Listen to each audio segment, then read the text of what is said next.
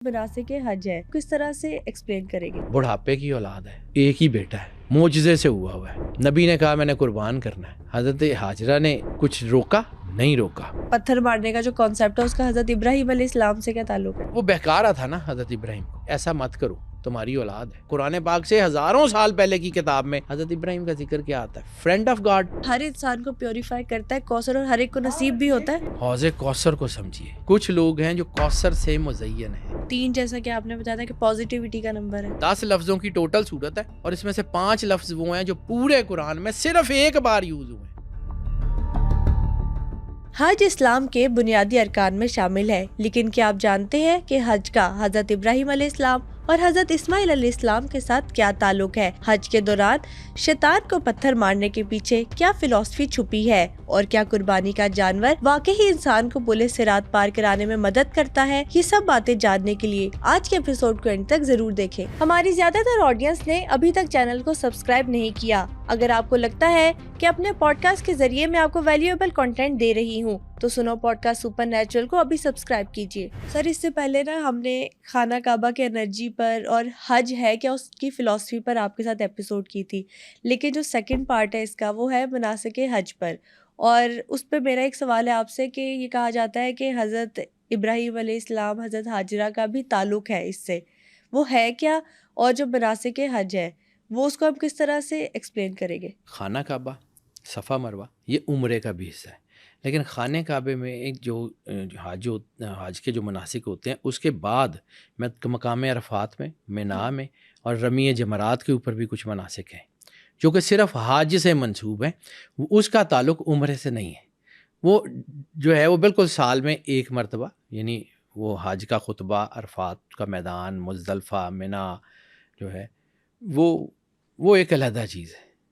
وہ جیسے وہ افتخار عارف کا ایک مصرع ہے کہ مینا کا خواب تھا جو پورا ہو رہا تھا کربلا میں، وہ جو حضرت ابراہیم علیہ السلام کی جو لیگیسی ہے وہ کیا ہے، قربانی کیا ہے؟ اصل میں حج کے بعد جو سب سے بڑی چیز ہے قربانی، اور وہ جو حلق الراس ہے کہ اپنے سر کے بال جو ہے وہ اس کا کانسیپٹ کیا ہے؟ آخر یہ کیوں ہے؟ اللہ کو کوئی اللہ کی کوئی چیز ایسی ہوتی تو نہیں ہے نا کہ جو بغیر وجہ کے ہو۔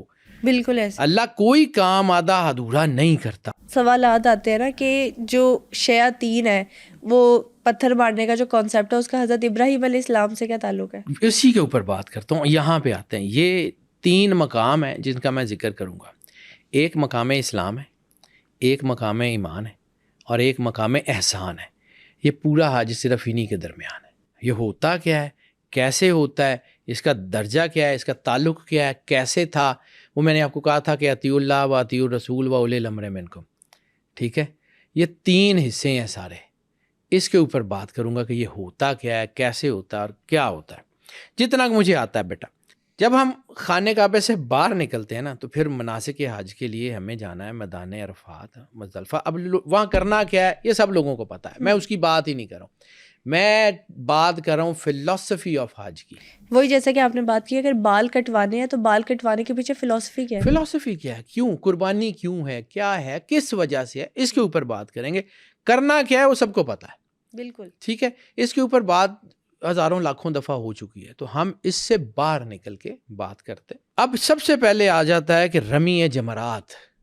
یہ رمی جمرات ہوا کیا، کیسے ہوا، کیوں ہوا، کس نے روکا، کیسے روکا، اور وہ اللہ نے سنت ابراہیمی کو حج میں داخل کیوں کیا؟ یعنی صحیح ہے مقام صفا اور مروہ کی تو بی بی حاجرہ کی سنت ہے، جو ہے وہ زمزم کا پینا ہے، مقام ابراہیم پہ نماز ادا کرنے کے بعد زمزم کا پینا عمرے کا حصہ ہے، ٹھیک ہے؟ وہ زمزم کا پینا حضرت اسماعیل کی یاد میں کیوں اللہ نے کر دیا، اور کیوں سرور انبیاء صلی اللہ علیہ وآلہ وسلم بادشاہ کونین فخر سے یہ کہا کرتے تھے کہ اللہ نے مجھے ذریت ابراہیم اور ذریت اسماعیل میں پیدا کیا؟ کیوں درود ابراہیمی کے بغیر نماز ہوتی نہیں ہے؟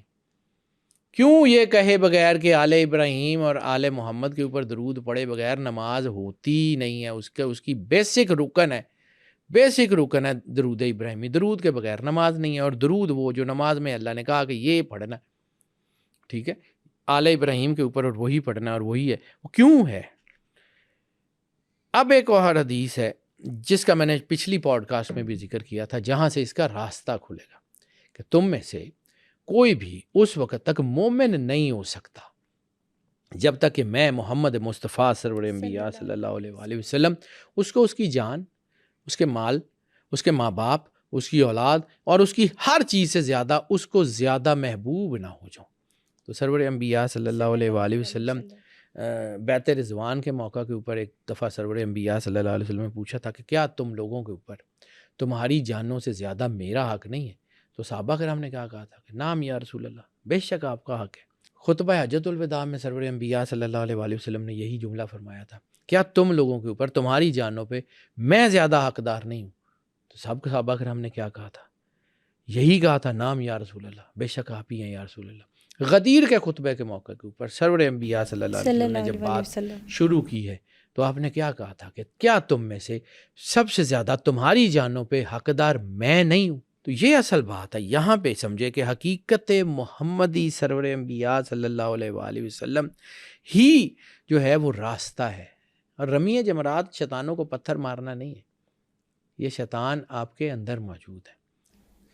مطلب وہاں پہ کوئی شیطان نہیں ہے جس کو پتھر مارے جاتے ہیں، اپنے اندر کے شیطان کو پتھر مارتے ہیں۔ وہ امپیکٹ ہے، وہ علامت ہے، بالکل ویسے ہی علامت ہے جیسے خانہ کعبہ امر الہی کی اتباع کی علامت ہے، بالکل ویسے ہی علامت ہے جیسے جو ہے وہ زمزم حضرت اسماعیل علیہ السلام کی اتباع کی علامت ہے، بالکل ویسے ہی جو ہے وہ ہے جیسے سعی جو ہے وہ حضرت بی بی ہاجرہ کی اتباع یا ان کے عمل کی تقلید کرنے کی ہے۔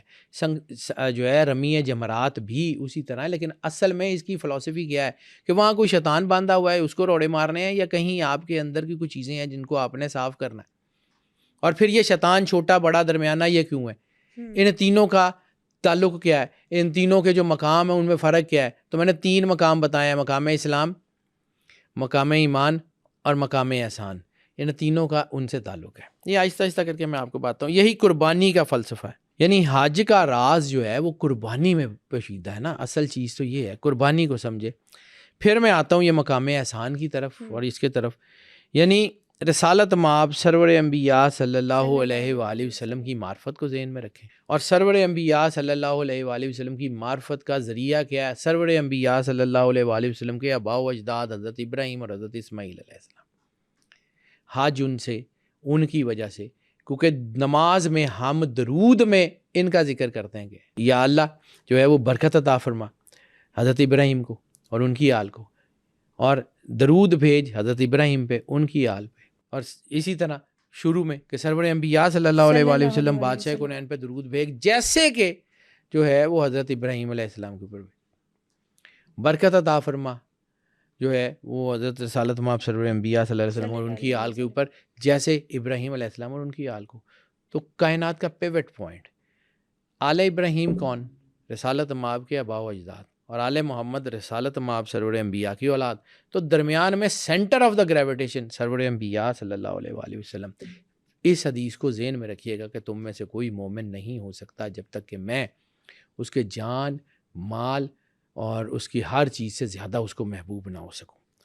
اب آ جاتے ہیں کہ حضرت ابراہیم اور حضرت ابراہیم کی قربانی، کیونکہ یہ جو رمی جمرات ہے یہ بھی اسی قربانی ہی کا حصہ ہے، یہ اسی قربانی کی تنویر ہے۔ رمی جمرات ہوا کیا تھا کہ جب حضرت ابراہیم علیہ السلام کو خواب میں دکھایا گیا کہ میں اپنے بیٹے کو ذبح کر رہا ہوں، ٹھیک ہے، حضرت ابراہیم کو امر الہی آیا، تو صاحب الامر یا اولی الامر اس وقت میں کون تھے؟ حضرت ابراہیم علیہ السلام کو، ان کو امر الہی کیا گیا، یہ کیا گیا کہ جو ہے وہ آپ جو ہے وہ اپنے بیٹے کو قربان کریں، یعنی جو سب سے زیادہ آپ کو محبوب ہے وہ قربان کریں۔ ایسے ہی ہے۔ تو حضرت ابراہیم علیہ السلام کے جو بیٹے تھے حضرت اسماعیل، ان سے زیادہ تو کوئی ان کو قریب نہیں تھا۔ اور پھر اسی طرح اللہ نے کہاں کنعان، کہاں مکہ، لکو دک صحرا، بے گیا کوئی گھاس کا تنکا بھی نہیں، کالے پہاڑ، چٹی المیدان، کچھ نہیں، وہاں چھوڑ کے چلے گئے۔ یہ احساس بھی نہیں کیا کہ میرا بچہ ہے، بھوکا رہے گا، پیاس لگے گی، یہاں تو درخت بھی نہیں ہے، سایہ کیسے ہوگا، کیا کریں گے، کیسے رہیں گے، کچھ نہیں سوچا۔ قرآن پاک میں حضرت ابراہیم کا تعارف کیا ہے؟ لفظ ہیں بل ہوا مسلمون، کہ ابراہیم علیہ السلام مسلمان تھے۔ پھر ایک اور جملہ آتا ہے، وہاں پہ ایک لفظ آتا ہے حنیفہ، وہ سب کچھ چھوڑ کے اللہ کے ساتھ یکسو ہو کے جو ہے وہ موحد تھے اور وہ اللہ ہی کے نور سے جڑے ہوئے تھے. حضرت ابراہیم کی شان کیا ہے؟ نور الہی. اور نور الہی سرور انبیاء صلی اللہ علیہ وآلہ وسلم سے جڑا ہوا. یہ میں اس لیے بار بار اس کا ذکر کرتا ہوں کہ یہ بھول گئے تو آپ کو چیز سمجھ نہیں آئے گی. حضرت ابراہیم اولی الامر، اس پورے واقعے میں اولی الامر کا مقام کیا ہے؟ اور اللہ نے قرآن پاک میں تعارف کیا کرایا ہے؟ مسلمان اور موحد، کہ اللہ کو چھوڑ کے سب کچھ چھوڑ کے صرف اللہ ہی کے ہو رہے. یہی لفظ ہے نا، حنیفہ کا ترجمہ یہ ہے کہ سب کچھ چھوڑ کے اللہ کا ہو جانے والا. اور پھر اس میں اطیع و رسول کا درجہ اس کہانی میں اس واقعے میں اس میں کہاں پہ آتا ہے؟ حضرت حاجرہ بڑھاپے کی اولاد ہے، ایک ہی بیٹا ہے، معجزے سے ہوا ہے. نبی نے کہا میں نے قربان کرنا ہے. حضرت حاجرہ نے کچھ روکا؟ نہیں روکا. حضرت حاجرہ نے کوئی آرگیو کیا؟ نہیں کیا. کہ بسم اللہ. یہ اطیع الرسول کا درجہ ہے. سبحان اللہ. ٹھیک ہے، نبی نے کہا میں نے یہ کرنا ہے، حضرت حاجرہ نے کہا اطاعت کی، ہم نے اطاعت کی. ٹھیک ہے، میں آگے اس کی تفصیل بتاتا ہوں. بھی میں صرف اس کا چھوٹا چھوٹا بتا کے آگے اس کے ایک ایک مقام کو سمجھاتا ہوں. یہ اصل ہے، اگر یہ سمجھ آ گیا آپ کو حاجز اور قربانی سمجھ آ جائے گی. وہ حضرت ابراہیم علیہ السلام کے بعد جو سب سے کمال کا درجہ ہے نا، وہ حضرت اسماعیل علیہ السلام کا ہے. حضرت اسماعیل علیہ السلام بھی جانتے تھے کہ مجھے قربان حضرت کیا جا رہا اسماعیل ہے. علیہ السلام کو پتہ تھا. حضرت ابراہیم نے حضرت اسماعیل سے بات کی ہے کہ مجھے اللہ نے حکم دیا ہے کہ میں جو ہے وہ اپنی پیاری چیز کو تمہیں ذبح کروں. تو بیٹے نے کیا کہا؟ بیٹے کا مقام چیک کیجئے گا. ابھی نبوت کا اعلان نہیں ہوا، ابھی باپ نبی ہیں. حضرت اسماعیل کی نبوت کا اعلان ابھی نہیں ہوا، ایج بھی چھوٹی ہے. دیدار الہی جیسے حضرت ابراہیم علیہ السلام کو کرایا گیا تھا، وہ ستارے والی آیت کہ انہوں نے ستارے میں اللہ کے نور کو دیکھا، پھر انہوں نے چاند میں دیکھا، پھر انہوں نے سورج میں دیکھا. دیدار الہی اس طرح کا حضرت اسماعیل کو نہیں ہوا، یہ سمجھیے گا. یعنی حضرت ابراہیم اس نور سے مزین ہے، پاک ہے، وہ نبی ہے، اولی الامر ہیں، سب کچھ ہے. حضرت اسماعیل کی ظاہری حیات بھی چھوٹی ہے. حضرت اسماعیل کا ظاہری سن بھی چھوٹا ہے، بچے ہیں ابھی، ظاہری نبوت کا اعلان بھی نہیں ہوا. اس طرح کا دیدار الہی جیسے حضرت ابراہیم علیہ السلام کو ملا ویسا بھی نہیں ملا. مقام کیا ہے کہ آپ اپنے اللہ کا حکم بجا لائیے. انہوں نے کہا میں نے خواب میں دیکھا ہے. اور بیٹا کیا کہہ رہا ہے؟ حضرت اسماعیل علیہ السلام. تبھی تو سرور انبیاء صلی اللہ علیہ وسلم حضرت اسماعیل پہ فخر کرتے ہیں. میں پھر بتاتا ہوں کہ حضرت اسماعیل کو یہ انعام کیا ملا تھا. اس کے بارے میں ایک کام کرنے کا انعام کیا ملا ہے وہ بتاتا ہوں آگے چل کے. یہ اس کو میں اس لیے تھوڑا تھوڑا صرف چھیڑ کے آگے بڑھ رہا ہوں کہ یہ بات ذہن میں رہے. انہوں نے کیا کہا کہ آپ کر گزریے جو اللہ نے آپ کو حکم دیا ہے. یعنی باپ کہہ رہا ہے میں نے خواب میں دیکھا ہے، اور بیٹا کہہ رہا ہے کہ اللہ نے جو آپ کو حکم دیا ہے نا وہ کر گزریے، بے شک آپ مجھے صبر کرنے والا پائیں گے. سبحان اللہ. ٹھیک ہے، یہ وہ مقام ہے جو مقام احسان ہے. یہ تین مقام جس کا میں آگے چل کے ذکر کرتا ہوں، یہ تینوں مقام آپ کو رمی جمرات میں نظر آتے ہیں. بڑا، درمیانہ اور چھوٹا. یہ تینوں مقام، بڑا، درمیانہ اور چھوٹا، حضرت ابراہیم، حضرت حاجرہ اور حضرت اسماعیل.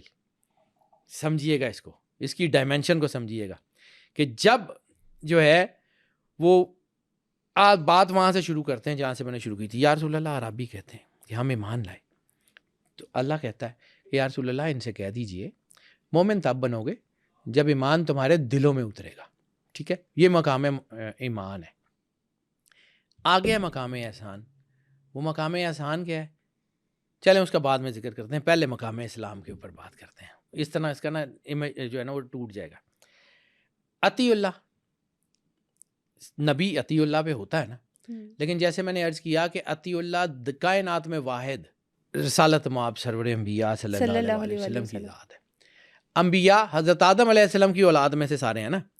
انبیاء حضرت آدم علیہ السلام کی اولاد میں سے ہے نا. ایسے تو ہی ہے. آدم کو معافی کس کے نام سے ملی؟ علم الآدم اسماء کلھا.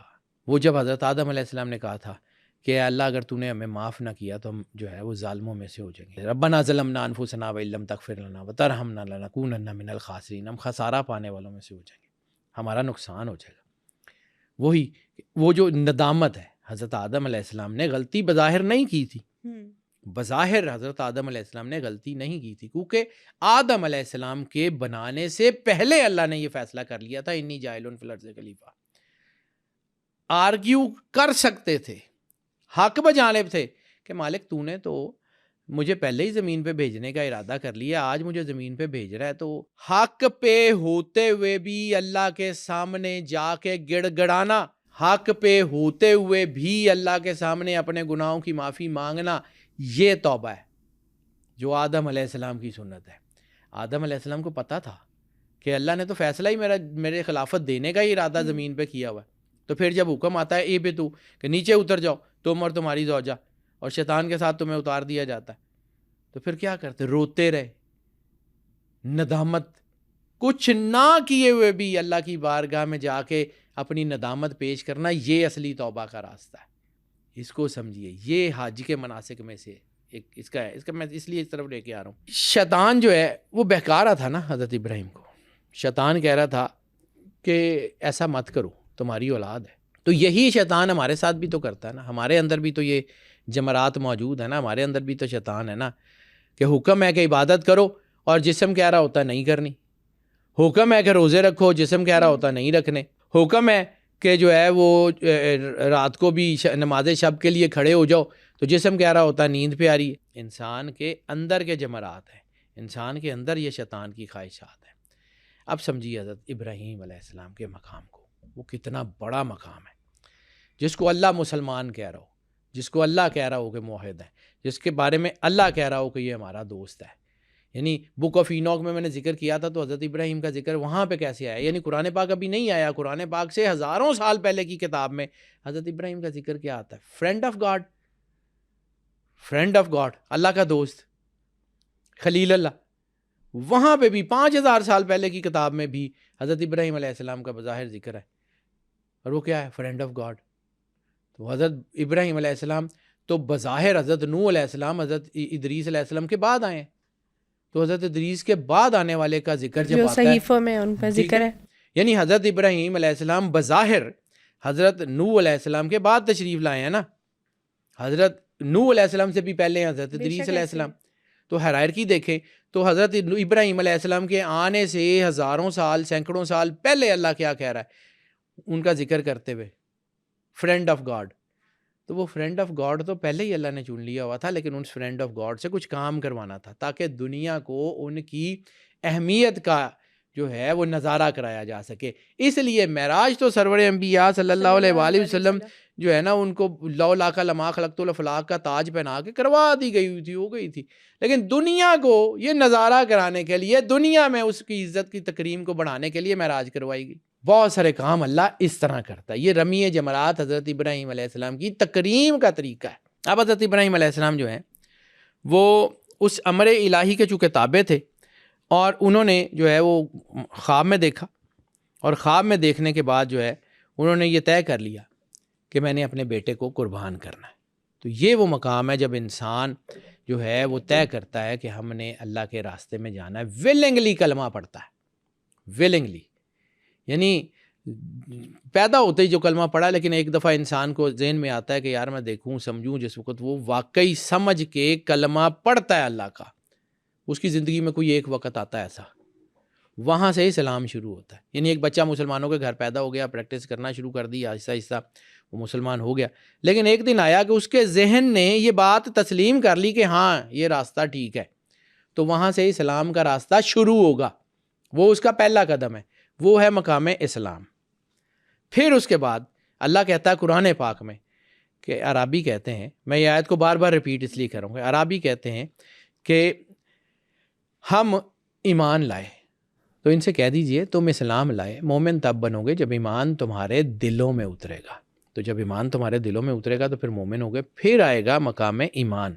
اب مقام ایمان کیا ہے؟ حضرت حاجرہ نے حضرت ابراہیم علیہ السلام کا کلمہ پڑھا ہوا تھا نا. حضرت حاجرہ تو نبی نہیں تھی, حضرت حاجرہ تو اپنے وقت کے نبی کی اطاعت میں تھی نا. ایسے ہی ان کے نبی نے کہا کہ تمہیں میں نے صحرا میں چھوڑ کے آنا ہے, لکو تک صحرا ہے, وہاں پہ کوئی درخت نہیں ہے. تو انہوں نے کیا لڑائی کی, کیا انکار کیا, کہا بسم اللہ. ٹھیک ہے.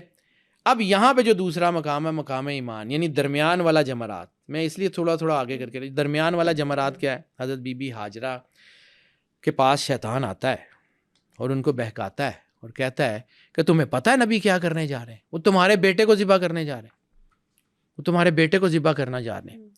تو حضرت حاجرہ نے اس کو کیا کہا تھا؟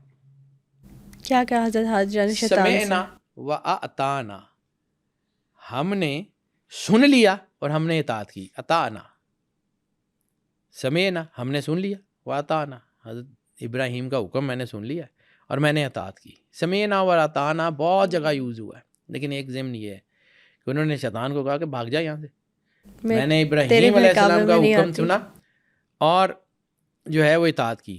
اب یہ مقام ہمارے انسان کے اندر بھی ہے، یعنی جب آپ کو ہے نا اللہ کو آپ نے مان لیا اور اس کے بعد پریکٹس شروع کی دین کی، پھر آپ کے سامنے چیزیں آتی ہیں، آپ کے سامنے کھلتی ہیں کہ سرور انبیاء صلی اللہ علیہ وآلہ وسلم بادشاہ کونین کا مقام یہ ہے، یہ چیز ہے۔ پھر آپ اگر اطیع اللہ و اطیع الرسول کے بعد دوسرے مقام پہ آتے ہیں، دوسرے مقام پہ آتے ہیں اطیع الرسول کے، اور پھر سرور انبیاء صلی اللہ علیہ وآلہ وسلم جو ہیں وہ آپ کی ہر چیز سے آپ کو مقدم ہو جاتے ہیں، ان کی محبت آپ کے دل میں اترتی ہے۔ ایمان کیا ہے؟ محبت دل میں اترے گی۔ اور حدیث کیا ہے کہ تم میں سے مومن اس وقت تک کوئی نہیں ہو سکتا جب کہ میں محمد رسول اللہ صلی اللہ علیہ وآلہ وسلم اس کی ہر چیز سے زیادہ اس کو محبوب نہ ہو۔ یعنی رسالت مآب سرور انبیاء صلی اللہ علیہ وآلہ وسلم کی محبت ایمان ہے۔ رسالت مآب سرور انبیاء صلی اللہ علیہ وآلہ وسلم کی محبت جو ہے وہ اطاعت جو ہے وہ ہے آپ کا ایمان کی نشانی، ایمان کی پختگی کی کنڈیشن ہے نا۔ اسی لیے صحابہ کرام کیوں اس نور سے روشن ہے کہ وہ رسول اللہ کی محبت سے روشن ہے۔ رسالت مآب سرور انبیاء کی وفاداری، ان کی آل کی وفاداری جس سے انہوں نے محبت کی، اس سے وفاداری جس سے انہوں نے دشمنی کی، اس سے دشمنی، یہ دین کی اساس ہے، یہ بیس ہے۔ اگر اس میں آپ اپنی سوچیں ڈالتے ہیں، اس میں آپ اپنی چیزیں ڈالتے ہیں تو پھر نہیں۔ اور یہ کمال ہی کی چیز ہے جی، یہ جب حضرت اس حاجرہ نے بھی وہ امتحان پاس کر لیا، تو اب شیطان نے سب سے بڑا وار کیا ہے، سب سے بڑا وار کیا حضرت اسماعیل پہ۔ اب ان کو آ کے کہتا ہے کہ تمہیں تمہارا باپ ذبح کرنے جا رہا ہے۔ تو حضرت ابراہیم کا مقام تو کیا کمال کا مقام ہے، حضرت اسماعیل علیہ السلام، یہ وہ مقام ہے احسان۔ اس مقام احسان کو سمجھیے، یہ سب سے بڑا مقام جو ہے نا یہ، یعنی حضرت اسماعیل علیہ السلام کا کنڈکٹ چیک کریں۔ حضرت ابراہیم کی اولاد ہے نا، اولاد کی محبت ہے نا، چھری پھیرتے ہوئے ہاتھ کانپ رہے ہیں، آنکھوں پہ پٹی ہے، اسماعیل علیہ السلام دوڑیں؟ اسماعیل علیہ السلام کو پتہ ہے باپ نے ذبح کر دینا ہے، اسماعیل علیہ السلام بھاگ جاتے۔ نبی ہیں اور نبیوں میں بھی اولے الامر نبی ہیں، سن بھی چھوٹا ہے۔ یعنی میں بار بار ریپیٹ اس لیے کر رہا ہوں، اس کو سمجھیے۔ حضرت اسماعیل علیہ السلام کا سن حضرت ابراہیم جیسا نہیں ہے، وہ باپ ہیں اور بزرگ ہیں، اور وہ اس وقت بھی بزرگی کی حالت میں ہے، اور حضرت اسماعیل چھوٹی ایج میں، بڑھاپے کی اولاد ہے اپنے والدین کی۔ اور پھر اس بچے کے اندر کیا کوئی تنویر ہے اللہ کی، کیا نور ہے۔ حضرت اسماعیل علیہ السلام کا مقام سمجھیے گا، یہ مقام اسماعیل جو ہے نا وہ ایسے ہی نہیں ہے، وہ جو حضرت علامہ محمد اقبال رحمۃ اللہ علیہ کا شعر ہے، غریب و سادہ و رنگی ہے داستان حرم، نہایت اس کی حسین ابتدا ہے اسماعیل۔ تو وہ ابتدا ہے اسماعیل، یہ وہ قربانی ہے جس کے بارے میں اللہ نے کہا تھا وَفَدَيْنَاهُ بِذِبْحٍ عَظِيمٍ، کہ ہم نے اس قربانی کو آخری زمانے میں اٹھا کے رکھا ہے، اس کو ہم نے بدل دیا بہت بڑے ذبیحے کے ساتھ۔ یہ وہ خواب تھا جس کے بارے میں افتخار عارف نے کہا تھا، مینا کا خواب پورا ہو رہا تھا کربلا میں، یہ قربانی اسی دن کے لیے اٹھا رکھی گئی تھی۔ وہ مینا کا خواب تھا جس کی تعبیر کربلا میں ہے۔ وہ حضرت ابراہیم علیہ السلام کے ہاتھ کانپے تھے اپنے بیٹے کو چھری پھیرتے ہوئے، سرکار علی اکبر بادشاہ کی جو ہے برچی نکالتے ہوئے مولا حسین کا ہاتھ نہیں کانپا۔ یہ فرق ہے، یہ فرق ہے رسالت مآب سرور انبیاء صلی اللہ علیہ وآلہ وسلم کی اولاد میں۔ سرکار علی اصغر علیہ السلام کی قربانی دیتے ہوئے مولا حسین کا ہاتھ نہیں کانپا۔ لیکن جو اب قربانی کا حکم ہے مقام اسماعیل کی یاد میں ہے، مقام اسماعیل یا بیسیکلی وہ قربانی اسی کی وجہ سے میں اسی طرف تو لا رہا ہوں۔ یہ مقام احسان ہے، یعنی مقام اسلام آپ نے حضرت ابراہیم کا دیکھ لیا، مقام ایمان حضرت حاجرہ علیہ السلام کا دیکھ لیا، اب مقام احسان ہے۔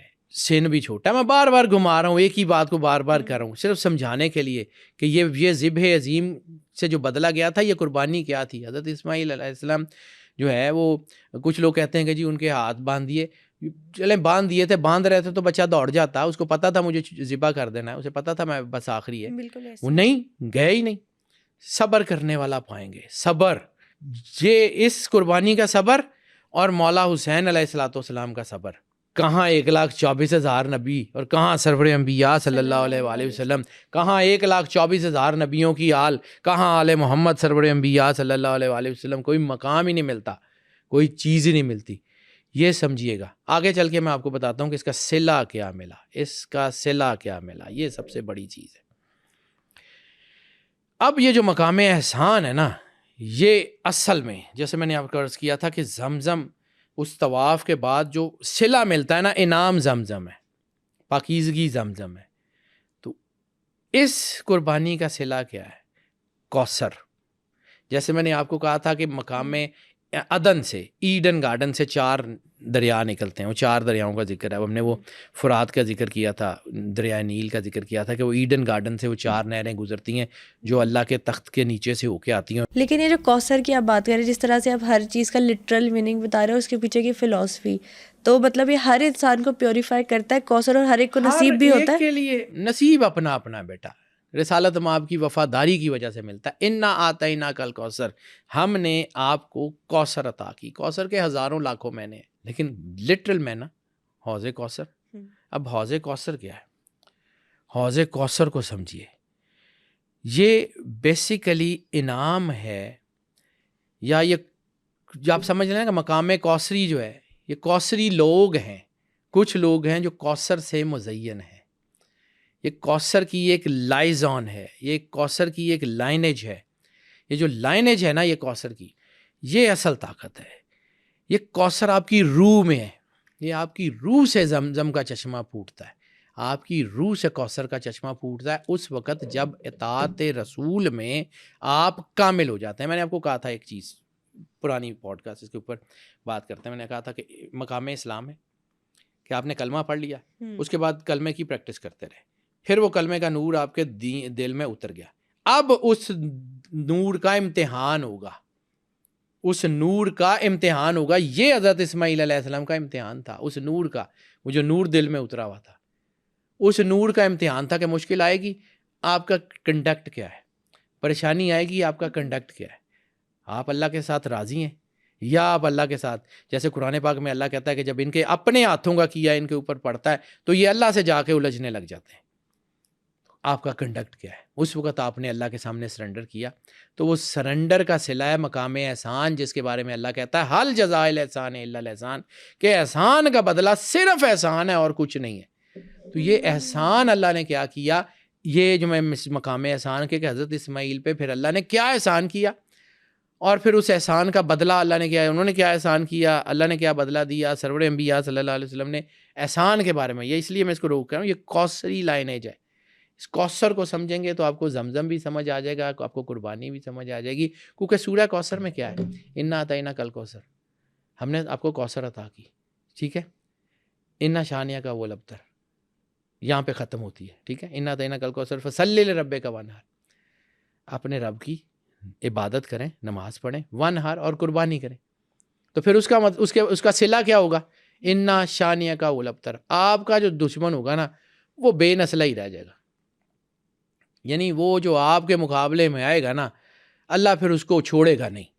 یہ جو میں نے آپ کو کہا تھا گستاخی کو اللہ معاف نہیں کرتا, یہ سورہ کوثر میں بہت کچھ ہے. 3 آیتیں ہیں صرف, اللہ کا عدد 3, ٹھیک ہے. اور اس کی جو ہے وہ اس کی 3 آیتیں ہیں, اور 3 کا پورا مزاج کیا ہے, پورا حج ہے کوثر سے شروع. 3 جیسا کہ آپ نے بتایا تھا کہ پازیٹیوٹی کا نمبر ہے اللہ کا, 66, 6 اور 6 12, 3 جہاں جہاں سوورنٹی ہوگی. سورہ کوثر, انا اعطیناک الکوثر, ہم نے آپ کو عطا کی کوثر. پھر کبھی سورہ کوثر کے اوپر بات کریں گے تو آپ کو بتاؤں گا کہ 10 لفظوں کی ٹوٹل صورت ہے, اور اس میں سے 5 لفظ وہ ہیں جو پورے قرآن میں صرف ایک بار یوز ہوئے ہیں. پورے قرآن میں وہ لفظ پھر دوبارہ ہی نہیں آئے, اور 5 اللہ اور رسول کا مرجر. پھر کسی وقت اس کے اوپر بات کروں گا, یہ بہت شاندار چیز ہے, اس کو سمجھیے. یہ جو کوثری لائزن ہے نا, یہ جس طرح جو ہے نا وہ اللہ کا نور ہے, تو یہ نکلتا کہاں سے ہے؟ یہ کوثر اور احسان یہ حضرت اسماعیل علیہ السلام کے اس مقام کی جو ہے وہ عطا کا نام ہے، یہ اس مقام کی عطا کا نام ہے۔ یہ جو حضرت اسماعیل علیہ السلام کو جو ملا ہے نا، وہ اس طرح ملا ہے کہ یہاں پر ہونے والی جو ساری چیزیں ہیں نا، وہ ساری کی ساری اللہ نے حضرت اسماعیل علیہ السلام کو عطا کی۔ کیوں؟ اب انہوں نے اطاعت کی۔ میں یہ روک رہا ہوں، بار بار کر رہا ہوں، میں اب ریپیٹ کر رہا ہوں، لیکن میں اس کی سمجھیں، اس کی سگنیفیکینس کو، یہ سمجھے بغیر آگے نہیں جا سکتے۔ اس کا جو عطا ہے نا، یہ جو کوثر ہے، حضرت اسماعیل کے لیے کوثر کیا ہے؟ حضرت اسماعیل کا کنڈکٹ دیکھیں، سب کچھ کرتے ہوئے، اس کا عطا کیا ہے؟ رسالت مآب سرور انبیاء صلی اللہ علیہ وآلہ وسلم کا ان کی اولاد میں آنا۔ رسالت مآب سرور انبیاء صلی اللہ علیہ وآلہ وسلم اور تمام ائمہ طاہرین کا حضرت اسماعیل کی آل میں رکھا جانا۔ حضرت ابراہیم کی دعا تھی کہ مجھے متقین کا امام بنا، تو امام المتقین کا حضرت ابراہیم اور حضرت اسماعیل کی اولاد میں آنا اس بات کا انعام تھا۔ یہ وہ مقام احسان تھا کہ انہوں نے اللہ سے احسان کیا، تو اللہ نے اس احسان کا بدلہ کیا دیا کہ میں نے اپنا سب سے بڑا، میرا جو سب سے بڑا جو ہے وہ تحفہ ہوگا کہ جب اللہ تعالیٰ کسی نعمت کو دے کے نہیں جو ہے نا وہ کہتا کہ اس کا احسان جتاؤ، کوئی احسان نہیں جتلاتا۔ پورے قرآن میں ایک جگہ اللہ نے احسان جتلایا۔ احسان کیا جتلایا؟ تو یاد کرو اس نعمت کو، اس عطا کو کہ اللہ نے اپنا نبی تم میں سے بھیجا، اپنا محبوب تم لوگوں میں بھیج دیا۔ ہم پہ یہ اللہ کا احسان ہے کہ اللہ نے ہمیں رسالت مآب سرور انبیاء صلی اللہ علیہ وآلہ وسلم کی معرفت دے دی۔ ہم کہاں بھٹک رہے ہوتے اگر سرور انبیاء صلی اللہ علیہ وآلہ وسلم نہ ہوتے۔ ان کو انا آتینا کل کوثر کو سمجھیے، ہر انسان کی کوثر اس کے وجود کے مطابق اس کے اندر ہے۔ حضرت اسماعیل کی کوثر کیا تھی؟ حضرت اسماعیل کی کوثر یہ تھی کہ رسالت مآب اور ان کی آل جن کے اوپر درود تا قیام قیامت اور اس کے بعد بھی عبدالآباد تک پڑھا جاتا رہے گا، اس کا امپیکٹ حضرت اسماعیل سے ملتا ہے۔ یہ وہ قربانی تھی جس کا صلہ اللہ نے حال جزاء الاحسان الا الاحسان کہہ کے دیا تھا۔ یہ وہ احسان ہے، اس کو سمجھیے، یہ وہ کوثری لائنیج ہے۔ یہی سوال آتا تھا نا کہ اللہ کسی کا احسان لیتا ہے کیا؟ لیکن پھر اللہ نے احسان کا بدلہ اگر آپ نے کیا نا اللہ کے راستے میں، آپ نے اپنی جان دی ہے، تو کیا کہتا ہے اللہ تعالیٰ کہ یہ وہ لوگ ہیں، آیات اشتراء میں، کہ یہ وہ لوگ ہیں جنہوں نے اپنی جانیں دے کے اللہ کی مرضی خرید لی، اپنی جانوں کے بدلے اللہ کی رضا خرید لی۔ تو یہی وہ مقام ہے نا جس کے بارے میں علامہ صاحب نے کہا تھا کہ خدا بندے سے خود پوچھے بتا تیری رضا کیا ہے، لیکن وہ رضا ایسے ہی تھوڑی مل جاتی ہے، کچھ دینا پڑتا ہے نا۔ جیسے میں نے آپ کو کہا تھا کہ فقیر کے پاس میں نے ذکر کیا تھا کہ دے دعا، تو دعا تو اللہ کو کچھ دینے کا نام ہے۔ اللہ کے لیے اگر احسان ہے تو کسی آرڈنری چیز کا تو نہیں ہوگا۔ اللہ کے لیے تھوڑا سا کریں۔ دیکھیں اللہ کسی کا احسان لینا پسند نہیں کرتا، 1 روپیہ دیں گے 10 کر کے واپس کرے گا، آخرت میں بھی دے گا۔ اللہ کے لیے کسی سے محبت کر لیں، اللہ آپ کی محبت لوگوں کے دلوں میں ڈال دے گا۔ لا آف اٹریکشن میں نے کہا تھا کہ اگر آپ کو چاہیے عزت، لوگوں کو عزت دیں۔ اللہ کے لیے آپ کو دولت چاہیے، اللہ کے راستے میں دولت خرچ کریں، واپس آ جائے گی۔ اب آ جاتے ہیں یہاں پر کہ یہ سیکریفائز اور حج جو قربانی ہے یہ کیا ہے۔ تو ایک چیز یاد رکھیے گا، قربانی اور خیرات، جیسے میں نے کہا نا کہ اللہ کے راستے میں جو دیں گے وہ واپس آ جائے گا۔ خیرات اور چیز ہے، قربانی اور چیز ہے۔ مطلب خیرات پھر کس چیز کی کرنی ہے اور قربانی کس چیز کی؟ خیرات وہ ہے کہ جو آپ اللہ کے راستے میں کرتے ہیں وہی واپس آ جاتی ہے، اس کو بہتر کر کے وہی چیز۔ یعنی آپ جو ہے وہ کسی کو پیسے دیتے ہیں تو آپ کا رزق بڑھنا شروع ہو جاتا ہے، آپ کسی کو عزت دیتے ہیں تو لوگوں میں آپ کی عزت بڑھنی شروع کر دیتی ہے، آپ اللہ کی مخلوق سے محبت کرتے ہیں تو لوگوں دلوں میں اللہ آپ کی محبت ڈال دیتا ہے۔ یعنی وائس ورثہ ویسے ہی ہوتا ہے۔ قربانی ایک اور چیز ہے، آپ دیتے کچھ اور ہیں، اللہ اس کا بدلہ کچھ اور دیتا ہے۔ یعنی ایک دیکھیں، اب اس قربانی کو دیکھیں، حضرت اسماعیل علیہ السلام کی کیا قربانی ہو گئی تھی۔ حضرت ابراہیم علیہ السلام اپنے امتحان میں کامیاب ہو گئے، چھری آپ نے گردن پہ چلا دی، اللہ نے نہ صرف اسماعیل علیہ السلام کی جان بخش دی، اپنی طرف سے دمبا بھیج دیا، ذبح ہو گیا، قربانی ہو گئی، لیکن اسماعیل علیہ السلام کو ایک تو اللہ نے وہ قربانی نہیں لی، اور اس کا بدلہ کیا دیا؟ سرور انبیاء صلی اللہ علیہ وسلم، کائنات کی سب سے بڑی ہستی حضرت اسماعیل کی اولاد میں رکھ دی۔ اور بنی اسرائیل کو مسئلہ آج تک یہی ہے نا کہ وہ کیسے ان میں کیسے آ گئے۔ وہ اصل میں رولا آج تک یہی ہے نا کہ آخری نبی نے تو ادھر آنا تھا، اطرت ابراہیم میں بنی اسرائیل. مطلب بنی اسرائیل اور بنی اسماعیل کا یہ کانفلکٹ ہے اصل میں رولا آج بھی جو سوچ ہے، جو نیگیٹو طاقتیں جو ہیں وہ یہی کہتے ہیں نا کہ ادھر کیسے آ گیا. حضرت ابراہیم علیہ السلام کی شریعت ہی تو یہودیت ہے. اللہ کے لاڈلے تو ہم ہیں. وہ یہی بات ہے نا. تو جب انسان کو زوم ہو جاتا ہے کہ میں کچھ ہوں، تو یہ ہے بنی اسماعیل اور بنی اسرائیل کا فرق. بنی اسماعیل جو ہے وہ اس احسان عظیم کہ جس کو ذبح عظیم سے بدل دیا گیا، اس کا صلہ ہے وہ سرور انبیاء صلی اللہ علیہ وسلم. اس کو سمجھیے. اب قربانی جو ہے وہ کہا جاتا ہے کہ قربانی جو ہے وہ ایک خیرات، قربانی کے اندر خیرات موجود ہے لیکن خیرات قربانی نہیں ہے. یعنی اس کی اگر ون لائنر دیکھیں تو charity exist within the sacrifice within the قربانی doesn't exist within the charity. یہ نہیں ہے. قربانی کے اندر خیرات کیسے؟ قربانی دیکھیں، آپ نے قربانی اللہ کے راہ میں جو ہے وہ آپ نے کچھ جانور ذبح کیا اور اس کا گوشت خیرات کر دیا، بانٹ دیا. قربانی کے اندر خیرات موجود ہے لیکن آپ نے خیرات میں قربانی نہیں کر سکتے. خیرات کو قربانی کا درجہ نہیں ملے گا، وہ ایک انٹائرلی ڈفرینٹ چیز ہے. یہ جو میں نے آیت انا تعینہ کل کو سر فصلی لربک ونحر اور قربانی کر، یہ قربانی کیا ہے؟ اب قربانی تو آپ اللہ کے راستے میں کرتے ہیں اور خون بہتا ہے کسی جانور کا.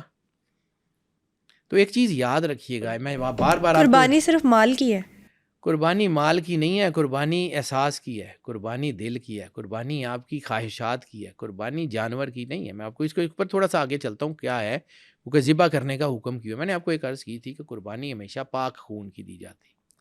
یعنی دنیا میں بہت سارے نایاب جانور ہیں جو بکرے سے، دمبے سے، گائے سے، اونٹ سے زیادہ قیمتی ہیں، ان کی قربانی نہیں ہوتی، ان کی ہوتی ہے. یہ نسبتاً سستے بھی ہیں، ان کی قربانی کیوں نہیں لگتی؟ قربانی پاک خون کی. میں نے آپ کو کہا تھا کہ مسلمانوں کا خون پوری دنیا میں بہایا جا رہا ہے، قربانی ہمیشہ پاک خون کی. مسلمان پاکیزہ ہیں. سرور انبیاء صلی اللہ علیہ وآلہ وسلم کے ایک کلمے کی تاثیر ہے کہ اس نے ان کو پاک کر دیا. اس پاک خون کی قربانی ہے. فلسطین میں بھی پاک خون کی قربانی ہے، برما میں، ہر جگہ جہاں دیکھیں گے وہاں اسی پاک خون کی قربانی جو ہے وہ دی جا رہی ہے. یہ پاک خون ہے. اب اس کو سمجھنے کے لیے آپ کو ان ہائر سٹیشنز کو سمجھنا ہوگا، بلند درجات کو سمجھنا ہوگا جس کے لیے انسان کو اللہ نے راستہ دکھایا. قربانی ان ہائر سٹیشنز کے لیے، ان ہائر درجات کے لیے راستہ، قیمت ہے ان ہائر درجات کی کہ انسان اپنی کوئی چیز اللہ کی راہ میں پیش کرتا ہے عقیدت سے، پیار سے، خلوص سے. قرآن پاک میں اللہ کہتا ہے تمہارا گوشت اور تمہارا خون اللہ تک نہیں پہنچتا، تمہاری دل اور نیت اللہ تک پہنچتی ہے. قربانی کا جانور تو بہت لاکھوں کا اور نیت کچھ اور، وہ قربانی تو نہیں، شو آف کی نیت سے بھی لوگ قربانی تو نہیں ہو سکتی نا بیٹا. قربانی از سم تھنگ ایلس. اب یہ جو ایک اور چیز ہے، یہ ہمارے ہاں روایت بھی ہے، کہا جاتا ہے، کچھ لوگ کہتے ہیں حدیث کا حصہ ہے، میں نے تو نہیں پڑھی اس لیے میں اس کے اوپر بات نہیں کرتا. ہوگی کہ قربانی کا جانور آپ کو جو ہے وہ پل صراط سے پار پکڑانے کا باعث بنا. ہمارے ہاں روایت ہے، ہمارے گاؤں میں بھی ہم نے اکثر لوگ کہتے ہیں. ٹھیک ہے، وہ کیوں بنتا ہے؟ جس طرح حضرت اسماعیل علیہ السلام قربانی دے کے اس مقام احسان کے اوپر فائز ہو گئے نا، اس طرح وہ جو قربانی کا جانور ہوتا ہے نا، وہ آپ کے اوپر احسان کر رہا ہوتا ہے اپنی جان دے کے. وہ آپ کو ہائر درجات تک لے جانے کے لیے اپنی جان دے کے آپ کے اوپر احسان کر رہا ہوتا ہے. وہ میڈیا، اس لیے ہمارے ہاں بزرگوں میں یہ کہا جاتا تھا کہ قربانی کے جانور کی عزت کرتے ہیں، قربانی کے جانور سے محبت کرتے ہیں، کیونکہ وہ آپ کے لیے اپنی جان قربان کر کے آپ کو اللہ کی قربت کے درجات کی طرف لے جاتا ہے. اس لیے یہ کہا جاتا ہے عرف عام میں کہ وہ آپ کو پل صراط سے پار کرانے کا باعث بنے گا. حقیقت میں یہ ہے کہ اس کی قربانی آپ کو اللہ کے قریب کرتی ہے. وہ میڈیم ہے، وہ آپ کے بلندی درجات کا باعث بنتا ہے. یہ 7 جہانوں تک جو راستہ ہے نا وہ قربانی سے نکلتا ہے. ہر چیز کی قربانی دینا پڑتی ہے. کائنات کا جتنا بڑا مقام اتنی بڑی قربانی، کائنات کا جتنا بڑا گھر اتنی بڑی قربانی. حضرت اسماعیل کی قربانی سے بہت بڑی قربانی ہے کربلا میں مولا امام حسین علیہ الصلوۃ والسلام. اور مولا امام حسین علیہ الصلوۃ والسلام کیا؟ رسالت مآب کا گھر. یعنی 1,24,000 نبی اور ان کی قربانیاں ایک طرف، اور ایک سرور انبیاء سرکار ختمی مرتبت بادشاہ کونین اور ان کے گھر کی قربانی ایک طرف، جس کو اللہ کہتا ہے وَفَدَيْنَاهُ بِذِبْحٍ عَظِيمٍ۔ یہ جو میں بار بار بات کر رہا ہوں نا کہ یہ ہائر اسٹیشن تک، بلندی درجات تک آپ کو لے جانے کا میڈیم ہے، تو اس کو سمجھیں۔ یہ اتنا آسان نہیں ہے۔ یہ جو ہے نا، یہ ایسے ہی نہیں ہے کہ قربانی کا جانور، میں نے آپ کو کہا تھا کہ سر کے بال اتروانے کا جو حج میں ہے، وہ بھی اس قربانی کی ایک شیپ ہے نا، کہ یعنی اگر آپ اللہ کے راستے میں اپنے گلے کے اوپر، اپنی خواہشات کے گلے کے اوپر، اپنی جو ہے وہ پسندیدہ چیزوں کے اوپر نہیں تکبیر پھیر سکتے، تو کم از کم اس سر کے بال ہی اتروا دیں۔ علامت ہے نا، جیسے حج کے سارے مناسک علامت ہیں۔ تو اسی طرح یہ جو کہا جاتا ہے کہ رسالت مآب سرور انبیاء صلی اللہ علیہ وآلہ وسلم کی نظر جو ہے، جو حقیقت یہ ہے کہ سرور انبیاء کی نظر ہی تو دنیا کو بدلتی ہے، انہی کی محبت، یعنی ساری کائنات اسی لیے تو ہے کہ سرور انبیاء کبھی محبت سے، پیار سے ہمیں دیکھ لیں۔ وہ شفاعت کے لیے سب کی نظر ان پر ہوگی، اور ان کی نظر جس پر پڑ جائے گی اس کی شفاعت ہو جائے گی، جس کو وہ چاہیں۔ ٹھیک ہے، اب تحویل قبلہ کی آیات جس کا ذکر کیا تھا کہ آپ قبلہ کو اس طرف موڑ دیں جس طرف آپ چاہیں، یعنی اللہ کی جو آیات ہے قرآن پاک کی کیا ہے کہ یا رسول اللہ ہم آپ کا چہرہ آسمان کی طرف اٹھتے ہوئے دیکھ رہے تھے، یعنی سرور انبیاء صلی اللہ علیہ وسلم کا چہرہ اقدس، آیات ہیں قرآن پاک کی کہ ہم آپ کا چہرہ آسمان کی طرف اٹھتے ہوئے دیکھ رہے تھے، آپ قبلہ کو اس طرف موڑ دیں جس طرف آپ چاہیں۔ تو مرضی سرور انبیاء صلی اللہ علیہ وآلہ وسلم کی نا، آپ کو اللہ نے یہ طاقت دی نا کہ آپ جو چاہیں کر لیں، تو اللہ کے سامنے شفاعت سرور انبیاء صلی اللہ علیہ وآلہ وسلم نے کرنی ہے نا، جس کی چاہیں، جس کو چاہیں کوثر عطا کریں۔ تو یہ کوثر کی جو لائنیں ہے اس کو سمجھیں، یہ آتینا کل کوثر چھوٹی نہیں ہے، اور فصلی لربک وانحر، اپنے اللہ کی نماز پڑھو، اطاعت کرو اور قربانی کرو۔ یہ قربانی اصل چیز ہے، یہ قربانی ہی آپ کو روحانی ترقی کی طرف لے جاتی ہے۔ یعنی جہاں سے میں نے شروع کیا ہے، خیرات اور قربانی دو علیحدہ علیحدہ حقیقتیں ہیں، بالکل یہ دو علیحدہ علیحدہ حقیقتیں ہیں، اس کا آپس میں جو ہے نا وہ تعلق ضرور ہے۔ یعنی جیسے اللہ تعالیٰ انبیاء کا تعارف کراتا ہے کہ وہ جو صالحین ہیں، ٹھیک ہے، ہر نبی صالحین میں سے ہوتا ہے، لیکن ہر صالح نبی نہیں ہوتا، ہر صالح شخص نبی نہیں ہوتا، لیکن نبی صالح ہوتا ہے۔ بالکل اسی طرح قربانی میں خیرات موجود ہے، لیکن خیرات قربانی نہیں ہے، یہ فرق ہے۔ اب آ جاتے ہیں کہ اس کی جو اہم ترین چیز ہے، اس کو سمجھیے کہ صرف کعبہ جو ہے وہ اس عمارت کا نہیں نام ہے، کعبہ اور آپ کے اندر کا نور جب سنکرونائز ہوگا تو آپ کو راستہ ملے گا، جیسے یہ دونوں تاریں ملیں گی تو روشنی ہوگی، بالکل ٹھیک ہے۔ اسی طرح کچھ لوگ کہتے ہیں حدیث ہے، کچھ لوگ کہتے ہیں کہ قول ہے، فرمان ہے کسی کا، میں اس کی بحث میں نہیں جاتا، لیکن ہے ضرور کہ قلب مومن عرش اللہ، قلب مومن بیت اللہ، اور حدیث قدسی کے مستند ترین روایت کے کہ میں آسمان کی پہنائیوں میں نہیں سماتا، زمین کی وسعتوں میں نہیں سماتا، میں مومن کے دل میں سما جاتا ہوں۔ جو اللہ تعالیٰ کی ایک اور حدیث ہے کہ مومن کی فراست سے ڈرو، وہ اللہ کے نور سے دیکھتا ہے۔ نور کا مقام کیا ہے؟ آپ کا مقام ہے قلب، قلب کو اللہ کے نور سے نوری ہوتا ہے۔ تو جہاں میں نے طواف کا ذکر کیا تھا، تو کبھی آپ نے سمجھا کہ خون بھی تو آپ کے پیروں سے لے کے سر تک بلڈ ویسلز میں طواف ہی کر رہا ہے، یہ طواف رک گیا تو آپ کی جان ختم پوزیشن میں ہے۔ اسی لیے میں نے آپ کو کہا تھا کہ کوشش ان کی نیگیٹو طاقتوں کی تو کسی طرح طواف رکتا نہیں ہے تو کم ہو، اس کے پیچھے بہت ساری سازشیں ہوئی ہیں۔ ہم لوگ ذرا چونکہ ہماری آنکھوں کے اوپر بہت ساری چیزوں کی پٹی بندھی ہوئی ہے، شیعہ سنی وہابی فقہ کی، اسے باہر نکل کے دیکھیں نا تو براڈر اسپیکٹرم میں وہ ہم سے سینکڑوں گنا زیادہ طاقتور ہے، اور ہمیں ایک راستہ ملے گا تو اللہ کے نور سے، سرور انبیاء صلی اللہ علیہ وسلم کی اتباع سے۔ یعنی ایک کعبہ تو وہ ہے جو حجاز مقدس میں موجود ہے، جو اللہ کی تنویر ہے، جو اللہ کی طرف سے ہے، جس کا حج جو ہے وہ فرض ہے، وہ دین کا اہم ترین حصہ ہے کہ اگر تم صاحب استطاعت ہو تو حج ضرور کرو، فرائض میں سے ہے۔ تو اس حج کا جو ہے آپ سمجھیں کہ وہ حج کی جو کیفیت ہے وہ انسان کے اندر بھی رکھی ہے نا، ریپلیکاز کا ورلڈ ہے جو میں نے کہا تھا، تو انسان کے اندر بھی وہ ہے نا، وہ قلب ہے، کعبہ ہے قلب کا دروازہ۔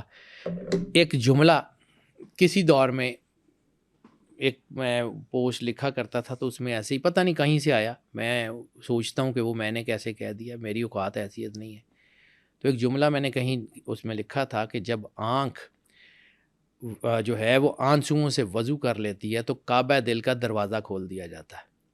بہت خوب اور خوبصورت بات. تو جب آنکھ جو ہے نا وہ آنسوؤں سے وضو کر لیتی ہے نا تو آپ کے کعبہ دل کا دروازہ کھل جاتا ہے, وہاں سے راستے نکلتے ہیں, وہاں سے یہ چیزیں کھلتی ہیں, اور وہاں سے احترام سرور انبیاء صلی اللہ علیہ وآلہ وسلم کا آغاز ہوتا ہے, اور پھر اس کی معراج جو ہے وہ احسان ہے. تو اللہ احسان کیا کرتا ہے؟ سرور انبیاء اور ان کی اولاد کی محبت آپ کے دل میں ڈال دیتا ہے. ایک اور حدیث ہے جس کا مطلب یہ ہے کہ اللہ جب کسی سے بھلائی کا ارادہ کرتا ہے تو یا رسول اللہ آپ کی محبت اس کے دل میں پیدا کر دیتا ہے. تو رسالت آپ کی محبت ایمان کی نشانیوں میں سے بڑی نشانی ہے. یہ عطا ہے, یہ وہ ہے. تو پھر جب آپ اس عشق کا سفر شروع کرتے ہیں نا تو پھر آپ کو جو چیز ملتی ہے وہ ملتی ہے, آپ کا قلب نور سے نوری ہو جاتا ہے, آپ کے ساتھ وہ محبت ہو جاتی ہے جب آپ اپنا سب کچھ قربان کرتے ہیں سرور انبیاء صلی اللہ علیہ وآلہ وسلم اور ان کی آل کے لیے. جب آپ اپنی جان کے بدلے میں اللہ کی رضا خرید لیتے ہیں تو پھر ہوتا کیا ہے کہ ایک تیری چاہت ہے, ایک میری چاہت ہے. تو اگر تو اپنی چاہت قربان کر دے گا پھر وہی نا کہ جب ہم اپنی مرضی سرنڈر کر دیں گے, اپنی مرضی اٹھائیں گے, اس کے پیروں میں رکھیں گے, مالک تو جان تیری مرضی, تو پھر ہو سکتا ہے کہ وہ ہماری مرضی کا کام کر دے. لیکن یہ سوچے بغیر کہ اللہ ہماری مرضی کا کرے گا, کرنا اس کے سامنے اس کی اتباع اور سرور انبیاء. بیٹا یہ قربانی کا فلسفہ ہے. اگر آپ اپنا سب کچھ قربان کر کے رسول اللہ صلی اللہ علیہ وآلہ وسلم کو اپنی ذات میں, اپنے گھر بار, ماں باپ, اپنی جان, اپنے ہر چیز سے زیادہ مقدم کر لیں گے تو کعبہ دل کا دروازہ کھول دیا جائے گا. بالکل. پھر وہ آپ کے اندر کا حج ہے, پھر حج کی آپ کو اصل لذت ملے گی, پھر آپ کا دروازہ آپ کے اوپر کھلے گا, پھر جو ہے وہ ایسے پاک کر دیے جائیں گے کہ جیسے کبھی گناہ تھے ہی نہیں. سر بہت خوبصورت طریقے سے نا آپ نے حج کی فلسفی بھی ہمیں سمجھائی, قربانی کی فلسفی بھی سمجھائی, اور یہ بھی بتایا کہ حج کا حضرت ابراہیم علیہ السلام, حضرت اسماعیل علیہ السلام اور حضرت ہاجرہ سے کیا کنیکشن بنتا ہے.